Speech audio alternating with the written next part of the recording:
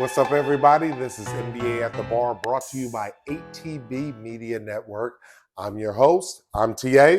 And this is G Money. And we are here to talk about some NBA action, baby. And let me tell you something, as we get involved into this new season, it is so exciting because we got a lot of stuff happening. This NBA season ain't like last year's NBA season. And plus, we sit over here and have a whole new component, which we're going to talk about, and that's the in-season tournament, the NBA Cup, and we're going to talk about that as well. But before we get started, I want to sit over here and all of our new followers, please like, subscribe, download, do all the things that you need to do to help us, because I promise you this, we're giving you everything we got. And with that being said, we over here drinking today. Hey, and like we do all these times. Okay? So what are you drinking on? I'm drinking one of the Kangs, okay? What is this? King Robert, I think. King Robert, yes. Robert. I'm on King Robert II. How many of y'all have had some King Robert? Get your King Robert gang up. Yeah, man. And I'm drinking on some AKB Yak. And let me tell you something, it's award-winning. It's nice and smooth. I absolutely love it. And so we're going to be on one today. I do want to sit over here and get started on the very first topic. Okay. And that very first topic is... That very first topic, well, I would say, is probably Philly. Because you got Embiid and you got Maxey. And let me tell you something. I don't know about you, but I did not perceive that Philly was going to do the same level of game that they did last year with Harden. I didn't think they were going to be the same team. But what we're seeing is this is a team that's performing better without Harden than they did with Harden, because Guess what? Players are stepping up like Maxey. So you please tell me, what are your thoughts on the Sixers as they sit over and lead the Eastern Conference Finals in this early part of the season? I mean, look, you said it. Look, they're 7-1. Shoot, they made me take a sip on them. I'm going to take a sip on them. Yeah, me too, church. Ching, ching. What I would say is, okay, the thing that seems to be very liberating from that trade that has happened with this team is, Embiid is doing what Embiid has done as a reigning MVP, and he's playing at an MVP level. Yes, Maxey, we saw it last year. Maxey is a stud. He's a star. His level of efficiency is starting to really just shine through to a really an impressive level. But then I actually got to give a little bit of love to, it's kind of like through the subtraction of Harden, you have guys that through their little silent acquisitions like Oubre. Oubre has been a journeyman, but he's always been a guy who could get buckets. And he's coming in and he's providing that little bit of punch for them. So you don't miss what Harden did offensively, even though, yes, he led the league in assists and he made them very efficient, but they're not really missing a beat, and they have some younger legs now that can still play the defense at a high level, but they're not missing anything offensively because of the display of talent that you're seeing with those guys. It's impressive. That's what I love about the NBA is that there's always a breath of young talent, a young crop that is coming and that is awaiting for their opportunity. And with Harden, when you get these kind of older players that are kind of living off their cachet from their previous successes, they kind of hold young players down. But what happens is the NBA is such a, I don't want to say a volatile or turbulent league. Oh, look at you do, turbulent. We using big words. We using big words. Okay. But what you do is you do see turnover. You do see a massive amount of trades. And so when you see an individual like Harden that gets out of the way to allow a young Maxey to come out here and really, as he's grown, really be able to show exactly what he can do. Yeah. What you do is you see a difference in the result. And the result is everybody thought the Celtics, everybody thought it was going to be Giannis and my man who just got traded there. Dame time, Dame Lillard. Look, it's too early for us to be not remembering names. But we've been drinking a little bit. But so when you sit over here and have the opportunity to go from, we all thought it was going to be Giannis and Damian Lillard. We all thought it was going to be the Celtics and that nice triplet, Yeah, because nucleus, they a have triplet a of monster teams. starting five. And what you realize is everybody gave up on the Sixers. And so when you give up on the Sixers, and then what you see is a young stallion stepping up. Mm-hmm. And now, we're very early. We're talking about 8-9 games into the season, Mm-hmm. but that team is looking like they're clicking. The subtraction of Harden, Yeah. is actually an addition to this team. Yes. And that can happen many, many times. And what we're seeing is an addition of Harden to another team might not have helped that team.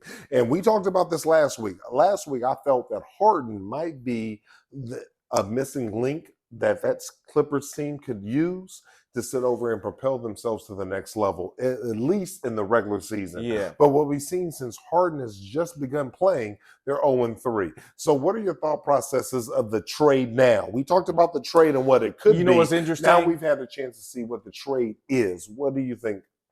It's interesting because what Philly also got is that they got Nicholas Batum, they got Morris. This other guy, I can't remember his name, but nevertheless, they got 3 dudes out of the deals to transition Harden to I actually think they got 4. One is on the bench, but yeah, you mentioned the main individual. But they were all like serviceable role players, and you did that to get yourself a superstar. And James Harden is still considered by the NBA league as a superstar talent, but in my estimation, he is it's hard to say this because he's a Hall of Fame caliber talent, and his statistics will probably put him he'll be in the Hall of Fame. But he is a losing player, correct? And so all you really did is that you now put him into the mix. It's so funny with the Clippers. It's like I always say as a resident Laker fan is that the Clippers, they love to clop. And then the Clippers, but they clopping early because they got James Harden now. And now you've taken all of the equity and the investment and the production that you have seen from Westbrook, and now you have complicated it.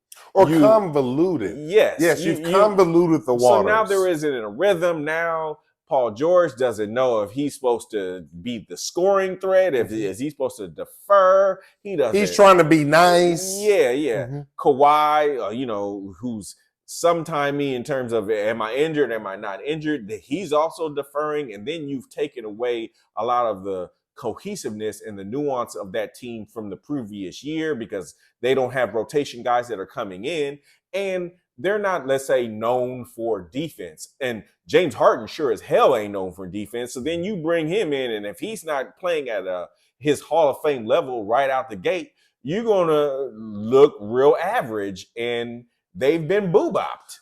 And they've been below average. And I love it. As a Laker fan, I love it. I'm like, as a previous Clipper ball boy, I don't. And this is what I see. I saw a Clipper team that was playing above average prior to Harden. And really what I'm trying to differentiate, what I'm trying to figure out is the addition to Harden a subtraction for the team, or is these just growing pains? Because that's what we have to figure out right now. Now, if they've gone 0-3 since Harden has been activated and actually playing. Sure. And so 0-3 can be looked at as growing pains. But what I'm scared of is what if we go 0-6? Well, then you have a catatonic explosive event in the team because now you have a quote unquote superstar individual that has proven himself. When you go 0-6, you've proven yourself as not being a good fit for the team. And does the team have the recollection, the long-term vision to sit over and say, okay, this ain't working. Let's sit over here and transition, or are they going to try to force a fix? And then what happens is then you might go 2 for 12. Well, and just because you won a couple games doesn't mean that you sit over and fixed it. You follow what I'm saying? I do. I don't think that they're going to be that bad because if you look at their early, let's say the next 5 games, they have probably somewhere around 3 or 4 games that are very winnable for them. Are winnable games what we're looking for, or are we looking to, with the addition of Harden, to win games that they normally would have been tough games before. So there can still be tough games, but was Harden that piece to help give them over the hump? Or because we're seeing them lose games that they shouldn't have lost. And so that's the concern. So if they win winnable games and they win 2 of them in the next 12 games, or excuse me, in the next 8 games, does that make them, okay, this is the right choice? Or are they just winning games that they should have won? Well, see, and then here's where I'm going to disagree with you. I think that they should have lost to, like they just lost to Dallas. I think that the Clippers traditionally lose to Dallas because Luka has their number and he gets real excited every time he plays them. And it was the Dallas home game. So they were supposed to get boo-bop. The previous game to that, they lost to the Lakers. And the Lakers they were 11-0 beating the Lakers. So just by statistics, the law of averages, you knew that LeBron was going to treat that game like it was the finals, and he did, and you know, and he brought him home, and Anthony Davis, and so on and so forth. So those 2 losses out of the, let's say, the 3 or 4 were kind of, in my estimation, really expected, whether or not they made this trade or not. The thing that you really have to say about James Harden is this. The rotation. So now you're talking about you're going to ramrod him into the starting lineup, and then your bench. You have depleted your bench significantly. So from Ty Lue has just really been given a headache because now he has basically 4 out of the 5 starters are Supreme Hall of Famers, but can they gel? Because any team that is championship worthy, they also understand that everybody has to play a role. So there has to be somebody who's just like, I'm here to just get the rebounds and play defense. I'm here to be the assist guy. I'm here to be the straw that stirs the drink. And then I'm the ones that the enforcer on scoring. And you've got guys that have done everything for their team. James Harden traditionally has done everything for his team. Mm-hmm. Westbrook has traditionally done everything for his team. Same thing that we said for Paul George and Kawhi. So when you got all of them there, and it's just the Clippers need to get back to what makes them successful, which is this is Kawhi's team. Mm-hmm. Kawhi needs to be the guy who averages somewhere around 30, and Paul George needs to be the guy who averages somewhere between 25 to 30, mm-hmm. and the rest of you guys just need to fill in.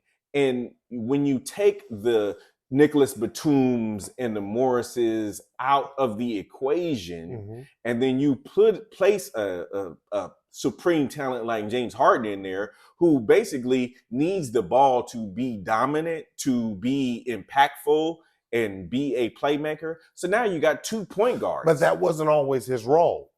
I can remember back in the day with OKC, and originally when we went to Houston, is he would sit over and be able to catch and shoot. What he refuses to do now is catch and shoot because he's fallen in love with actually holding the ball and dribbling. That's what made him a Hall of Famer, right? But what made him coveted was that he could sit over here and play the role within a team like OKC to sit over here, and he was part of the call. That's what made him special. When he went to Houston, okay, he was with a boo-boo team that allowed him to be that great, but they didn't win.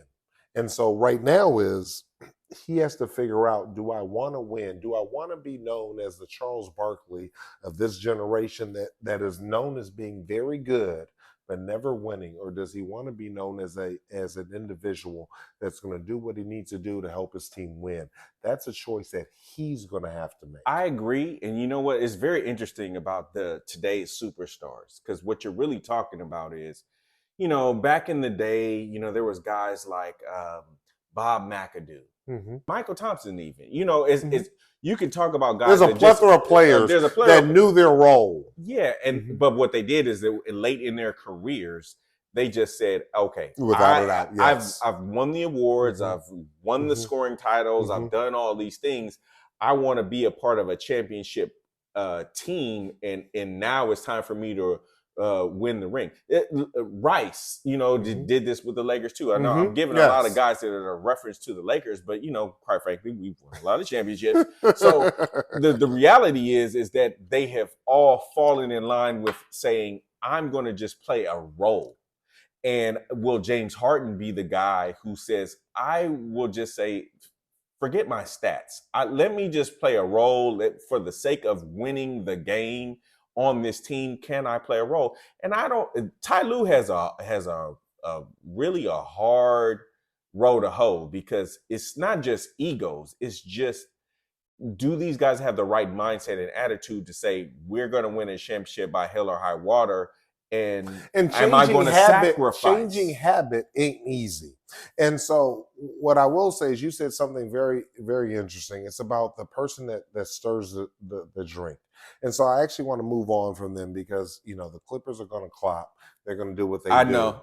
But what I will tell you is that there's really a team out there that is emerging that none of us thought there was going to be a team to emerge. And that was the Houston Rockets. And they have a player that is literally, he is the stirrer of that team, and that he's playing probably the best basketball he's ever played, and that's with Dylan and the Houston Rockets. So talk to me a little bit about how you feel about the Houston Rockets. Okay, so that's interesting. I wouldn't pick him per se. So I think he's a part of that component of why they're doing well. I don't disagree. I think he is a part of it. He absolutely best is. Best basketball he's played. Yeah, but so the thing that the Rockets did that was the number one acquisition that made them relevant and made them legitimate is hiring Udoka, Ime Udoka.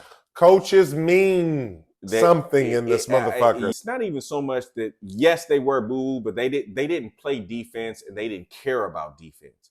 But you have the same outside of Van Fleet, which was a really big acquisition for them. You have Jalen Green basically stepping up and being the scorer that they needed him to be, but he's playing defense. You have Van Fleet, who's won a championship, who you now have brought that attitude to the team. You have Jalen Smith, who is really a versatile, like up-and-coming big man. And then you got, I think it's Sengun, which is also, he was kind of often injured for them. So he added to their like win-loss ratio because he was sometimes on, sometimes off because of all the injuries that happened to him. But he's a very versatile big man. And then, they got Tate on their team. They're coming off the bench. It's kind of like being that sixth man.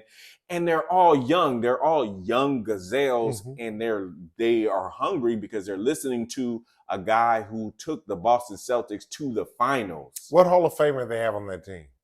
None. But there are none. So there's no Hall of Famer, but what do they have? At least that we don't. We don't know at this point. But what they do have is they have a rock solid coach, and that shows you how in this league, in the NBA, how coaching can sit over here and bring together a group of talent that all they have is ambition, all they have is energy, all they have is youth, them young legs. Youth, shit. Those young legs. We can't ever negate how important youth is in the NBA when you're running up and down the court for 82, as much as 110 games a year.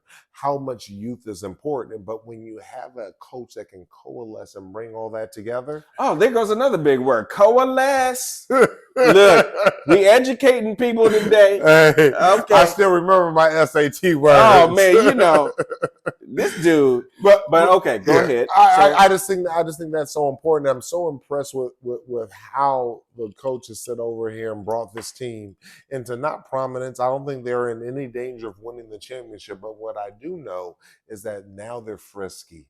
Now they sit over here. They're dangerous. They're in the mix. They can sit over and fuck off a team that's on the cusp. Yeah, we just talked, let's say last week, right? We talked about, and I really professed about OKC. Well, they just beat OKC.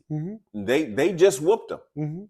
No, I should say whooped them. They won the game. They got in that ass. They won the game. And a win is a win. There's a lot of parity in the West, and I gotta say, they're like low key a dark horse. You may need to pay attention to the Rockets because they have all of the intangibles. They have talent at every position. Is probably going maybe 5-6 deep easily. And they're well coached. They have a proven coach, and they're caring about defense for the first time since probably Olajuwon. This is probably the first time that they care about defense. Now, here's where twist is. Week 1, I talked about how Detroit was an up-and-coming team. And we see them, right. they've lost 8 in a row. So I choose. Has it been 8? Oh, my God, they're 2-8 again. It's been ugly. Oh, and man. It's making me look bad. But at the end of the day, is what I will say is we have the opportunity for a team that we didn't expect to be there that could possibly be there. And we got to sit over here and look long-term. Again, we're only 9-10 games in. Where are we going to be at 40 games in? So, you know, it's very early. We're trying to project. It's very early. We're trying to project. But what we're trying to do is identify before everybody else does, before the record does, who is going to be that team that jumps out. And I think Houston can be the team. I only thing I can say to you is I agree. There's a lot of parity in the West. The East is, I think, more clearly defined in that, you know, you're going to pick anywhere between Milwaukee, Boston, and Philly, right? Like that to me is the bottom 3 or the top 3, and then it could be anything. It could be New York. It could be a lot of other guys after that, but those are very clear defined. The West is like a smorgasbord. It is, and then here goes me with the big word. Okay, it is. It's who knows, because there's so many like evenly talented, touted teams that it's really about who gets the rhythm and who gets the rhythm for the longest stint. And you know what? Houston is in that mix. They have proven that they are in there. I think they also beat New Orleans, right? So New Orleans is like a lot of people's favorite of a dark horse. It was our favorite in the first week, but they haven't quite gotten there. Right. Yeah. So it's like, okay, they're there. Now, okay, so we're talking a lot about, okay, the West. And so here's another West team.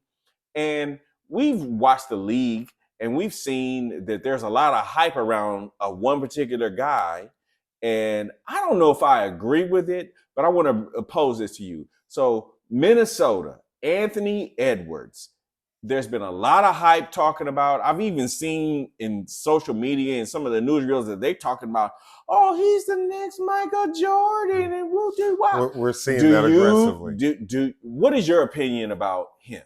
Well, before we go to him, let's talk about the team. And again, I want to reference a football comment. And a coach named Bill Parcells stood over and said, "You are what your record is." We are looking at a team that is up and coming that none of us saw coming.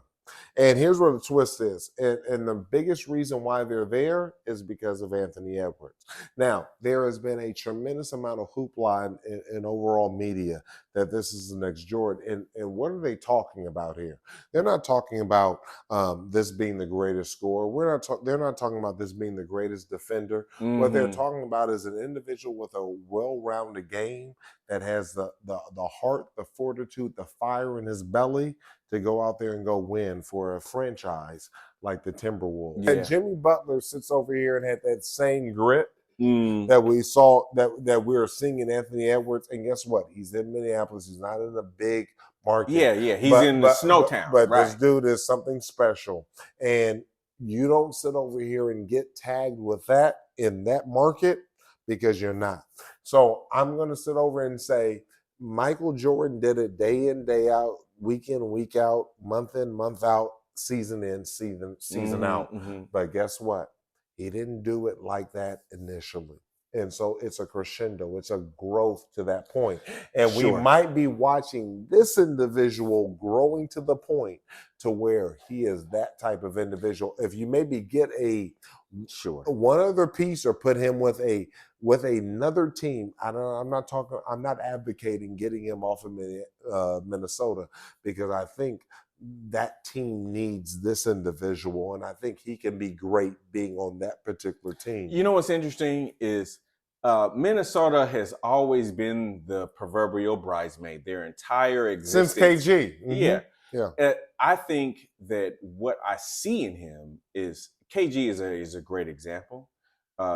Kevin Garnett had that fire in his belly, and he he just happened to run into an era to where he went up against Shaq and Kobe, and there was no way in hell that he was going to beat Shaq and Kobe.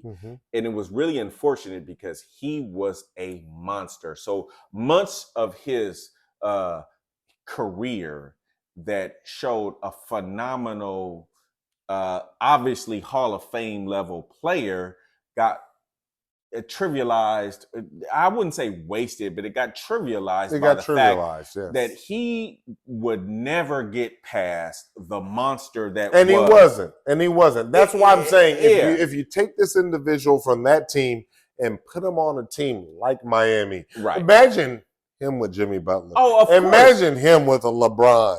It's game motherfucking over. I don't disagree. So to your point of where you bringing up Edwards. So Edwards has the same, like say, it's a cliche, but we say the dog mentality. He has that dog, or they're the Timberwolves, and maybe a wolf. He has the wolf mentality. Is that he is by hell or high water going to be the guy who's going to say, damn it, we're going to win and you're not going to stop me. And when we need a bucket right now, right here in this moment, he's going to get it. I'm going to get it and you can't stop me. I don't care if you know what I'm going to do. Bottom line, he's going to get it and he's proving that. Now, what I don't like about the social media is that now that they're trying to say is they want to compare him to the greats immediately. No, Michael Jordan led the league in scoring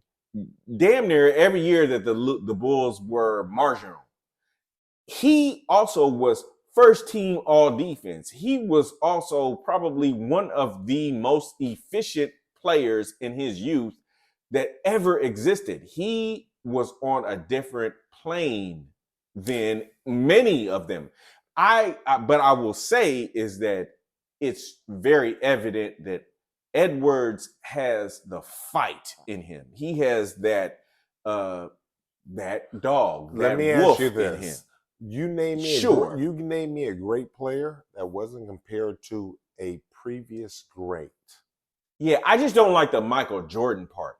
It's like, come on, like I would even You know why you don't like the Michael Jordan part? Is because we came from an era. We were 70s babies. For those of you that don't know, I know we look young and sexy, but we came from the 70s. You understand what I'm saying? Yeah. No, real talk. The people that are making that statement didn't. They didn't have an opportunity to see Michael Jordan live. There are going to be people 20 years from now that never got a chance to see LeBron live. Yeah. And then they're going to sit over and say, some motherfucker back then is as great as LeBron. Yeah. But if you didn't have a chance to see a 6'9" motherfucker go through the middle and you couldn't do nothing with him. Yeah. So my point is that people that are making that statement probably didn't have an opportunity, weren't old enough to see Michael Jordan play. It seems very trivial. Correct. Just like Oscar Robinson for our era. Yeah. We didn't sit over here and think Oscar Robinson was all that, but guess what? He was a bad motherfucker. There's a threshold when you start talking about superstars and comparing superstars. But by generation. Yes. And so my point is that when they say that, what I do understand is that they're not making that comparison because of nothing. This dude is special. Yes. We need to start treating him as special. We need to start talking about him as special. Maybe not quite as Wembyana, but we need to start saying this dude, Anthony Edwards, is somebody special. And guess what? He's probably not going to be in Minneapolis 5 years from now or 3 years from now. And when he gets traded to a team into a greater market than Minnesota, we're going to have an opportunity to see somebody special. Okay. Look, at the end of the day, this is the thing. The league has, in terms of their rules, has softened. And these guys are exploiting it, himself included. When you start doing these comparisons to the guys of the past, you know, the 80s, more or less the 90s, which is the Michael Jordan era, there was still an element of hard fouls and toughness that has been removed from the league. by and large. I think that Edwards is just proving that I can be the guy that in the clutch I can deliver and hit shots. And he's proven that. I don't think that he's Michael Jordan level. No. But no, I don't want to even say no. We don't know, but I want to say this. He's a legitimate guy. We talked a little bit about Magic and that greatness, you know, and we talked a little bit about LeBron in terms of in conjunction with greatness. One of my greatest concerns is I don't give a fuck how great LeBron is. I don't know if this Laker team. Now, see, you're going to get personal. I'm going to have to take a sip now. It's not just personal to you. It's personal to me. Okay. You know, I love the Lakers. Grew up with the Lakers. This is my team. I'm from LA, just like you are. We've grown up with this team. I love LeBron because he's from Akron, and we have lineage from Akron. And, you know, I love LeBron. But let me tell you something. When I look at this Laker team, I just don't know if they have the ability to get over the hump. I just don't know. I think they need another player. I'm going to go out on a limb and say that they do not. They will not represent the West in the finals. I'm going to say that definitively. So what you're telling me is no matter what they do, so if they got Anthony Edwards, they're not going to the finals? Well, barring trade. How about that? You better put the caveat. You better put that caveat there. And barring the trade. And when I say by barring trade is the buzz is like Zach LaVine. Yeah. So I like that. I like that. You know, we talked about last week. You said the crazy shit. You don't want Kyrie, and I had to bless you and sit over here and absolve you of all your shit. We have it on tape. I had to bless you, and you spoke in tongues because you knew that was asinine. I hit him with the Jala yes. Did I say that? Okay. All right. But LaVine is that next individual that I think that as much as we think we need another shooter, we need another big man because AD might have pigeon nuts to sit over here and compare with this. Since we're talking about the Lakers, right? What I would just simply say is, to me, it's more about Reeves.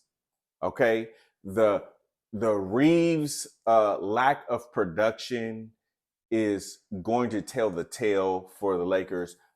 Coupled with the obvious, it's not that he's boo-boo. He's a good player, but when you on the playoff stage say, I am him, guess what, buddy? You got to be him. Well, you got to be that dude. This is my retort to that. When you say, I am him on the playoff. Yeah, when we played Memphis, panel, which I loved. And so there is an adjustment. There is a change, an emphasis on a motherfucker that wasn't on him before. Correct. So the twist is that he's not a different motherfucker.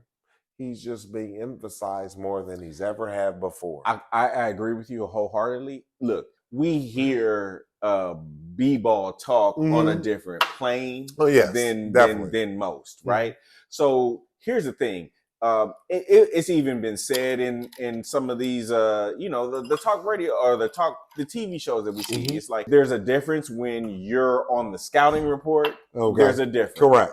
And so when you got guys that are paying attention to you, and what I've seen from Reeves is he's now hesitant.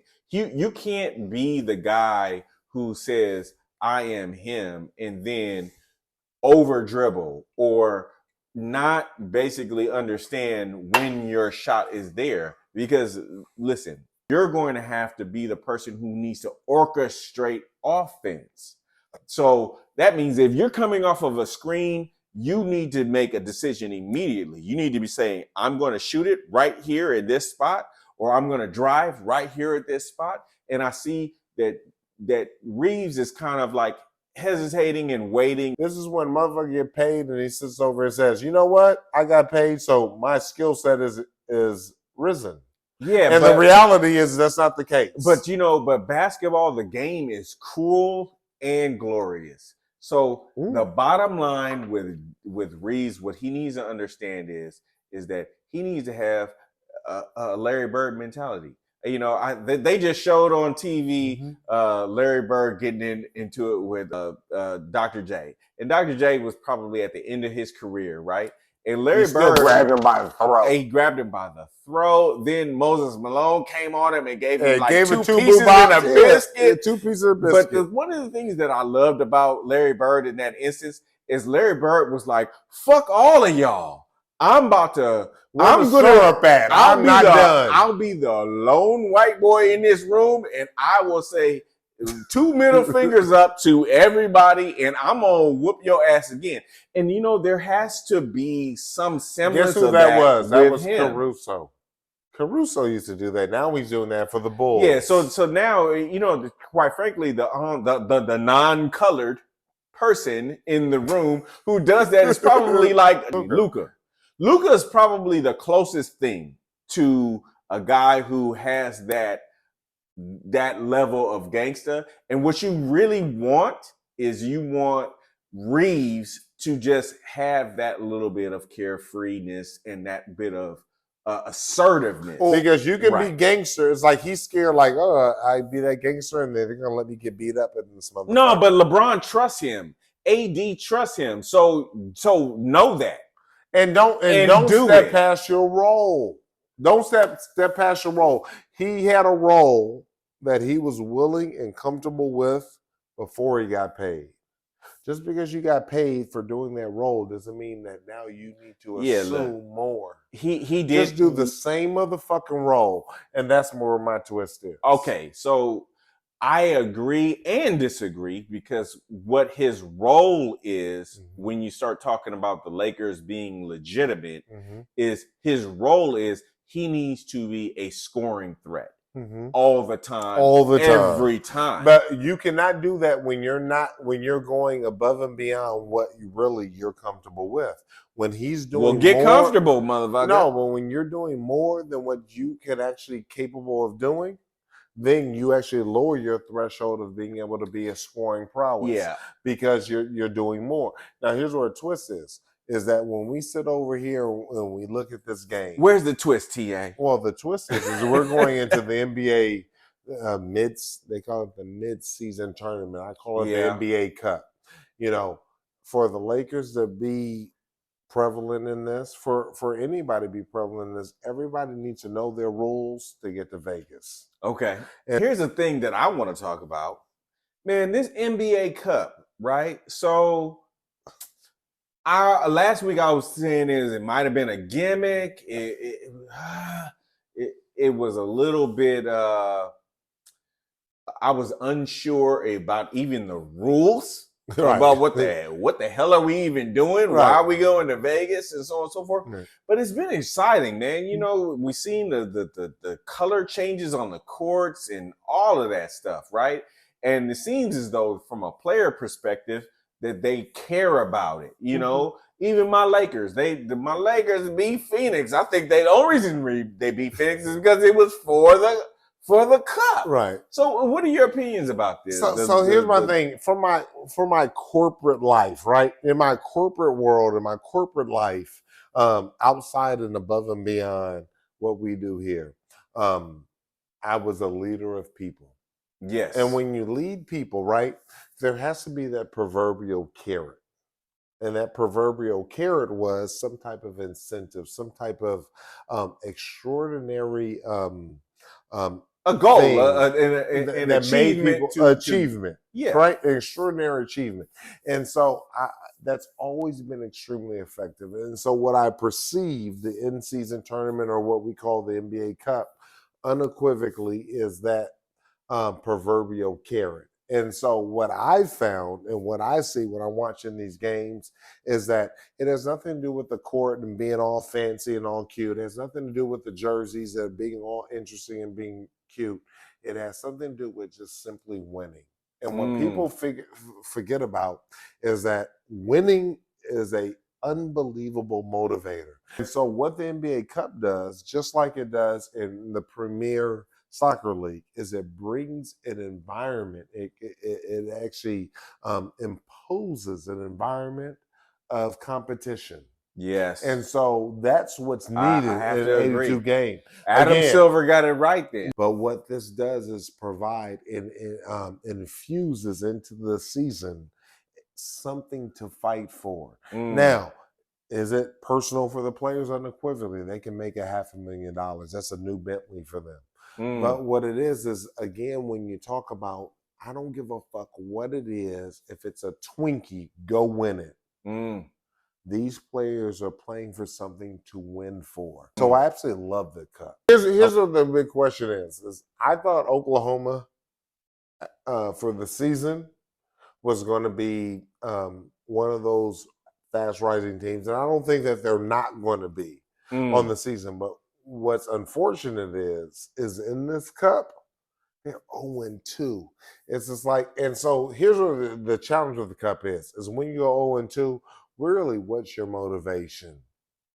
Other than I gotta have enough heart to not just go 0-4 in the whole Cup. So what Adam Silver was really trying to say at the end of the day is we need to care about these middle games. We need to care from a league perspective. We need to care from an individual franchise perspective about these middle games. And so he's trying to stimulate that through this Cup. And I think that, you know what?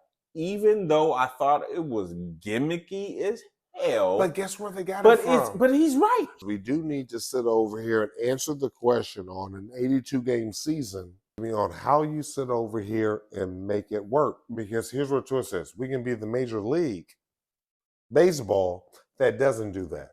That sits over and does the same thing, and they've gone from America's game to the third, if not the fourth, under hockey, because they chose not to sit over here and do something about an elongated season. So what I'm happy about is that we are a couple weeks in to an alternative to an answer to that problem, and we don't answer it in 2 weeks. What we do answer it is by coming up with ideas on how to improve the middle of the season. Can somebody hire you for corporate America? Because if the NBA was smart, they would hire me. But Lord knows that you know this game and you know the corporate America. Now, that being said, just talking about the league and them making this decision, right? Before I even give my retort, big word. Before I give my retort, I would just say, in terms of you talking about you being a Clipper ball boy, I gotta give a shout out to Benoit Benjamin, Danny Manning, Ron Harper, Mark Jackson. That's my crew. That's all my crew. That's all. Then when I was a ball boy, that was my crew. Whoop, Clippers. You still clap though.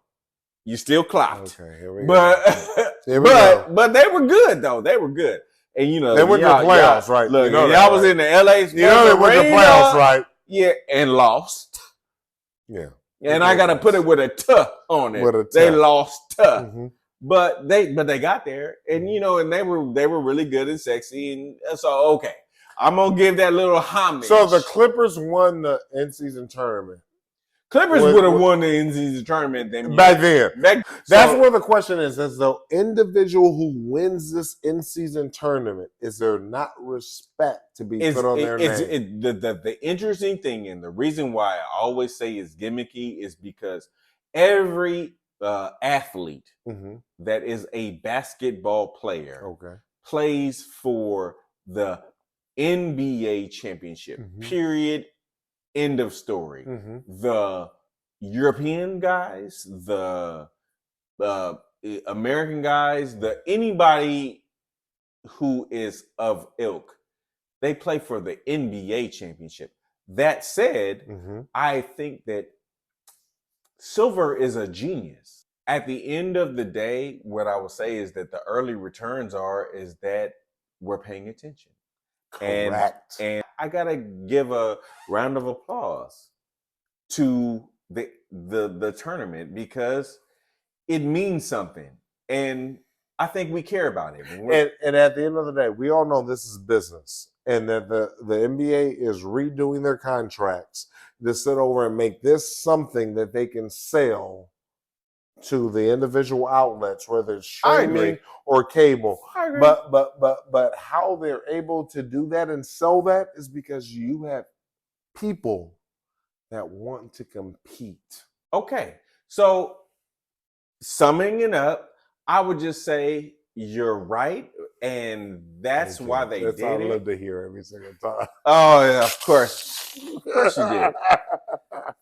But you know, Thank you. they want the league wants to get more fire out of their players, because when you have $1 million players, it's very difficult to get athletes to care. Mm-hmm. And so what I would give kudos to is that the league has tried to provide an environment to where players should care. So let me ask you a question. You love the Lakers. Who has a statue in front of the Staples Center, which is now the Crypto Center? Crypto.com Center. Who has a statue out there? That's Lakers? That's anybody. Who has a statue out there? Okay. Kobe. No, Kobe is gonna get one. Kobe doesn't have one yet? No, it's gonna happen. Okay. I would say Magic. Magic has one? Of course. Magic has an actual statue out there. Of course. Okay, who else? Kareem, Shaq. Kareem has one. Kareem, Skyhook. Okay. Who else? Jerry West. Jerry West has a statue out there. Yeah. I know he has a logo, but Jerry West has a statue out there. Yeah. Anybody else have a statue out there? It meant Chick Hearn. Which one of those individuals have a museum? Ooh, now Barr. Is it fair to say a museum is a little bit more gravitas than a statue? I mean, a statue is important. It's important. It's phenomenal. But my man LeBron James, that he bought. I gotta say it. Okay. I gotta say it for the record. Hey, for the record, that's for the record. Hater. Listen, LeBron James. There's some individuals that have a statue. There are other individuals that have a museum. Yeah. And then when you say that he bought, I love the museum. I love the idea of the museum, and I think that LeBron James is worthy. Listen, LeBron having a museum is a bar. And we are going to go as a tandem, and we're going to do a show. Oh man, from the LeBron Akron. See, he just dropped one on us. I just dropped one. I just dunked it. Oh, we're going to go to Akron. We're going to the roots. We're going to our roots, and we're going to go sit over here and see the museum. To sit over here, and all the individuals know. Oh my, levels to this deal. Okay, well, damn, do we need a ching on that? Because okay. With that being said, Church on the Move. Oh, on the move. Hey, LeBron James Museum. Okay, here it goes, America. ATB, NBA on the move. NBA on the move. On the move at the bar. At the bar. Church.